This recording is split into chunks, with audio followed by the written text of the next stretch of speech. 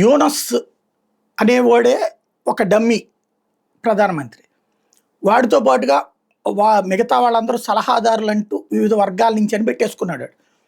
ఎవడికి పలుకుబడి ఉందో, మతపరమైన పలుకుబడి ఉందా, వర్గపరమైన పలుకుబడి ఉందా, లేకపోతే ఉన్మాదుల్లో పలుకుబడి ఉందా, అట్లాగే ఎవడికి ఉంటే వాళ్ళందరినీ పెట్టేసుకున్నాడు. అందులో ఇప్పుడు ఒకటి రాజీనామా చేసేసాడు తాజాగా.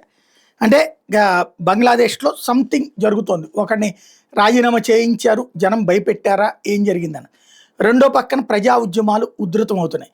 ఇంకొక వైపున వచ్చేటప్పటికి అరకాన్ ఆర్మీ ఒక్కసారిగా దేశవ్యాప్తంగా విరుచుకుపడుతోంది.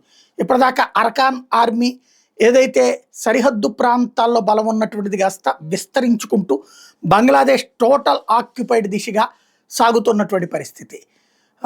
ఇలాంటి దశలో జరుగుతున్నటువంటి పరిణామాలు బంగ్లాదేశ్ని వణికిస్తున్నాయి. అసలు ఏం జరుగుతోందో అక్కడ ప్రజలకి ఏమీ అర్థం కాని పరిస్థితి.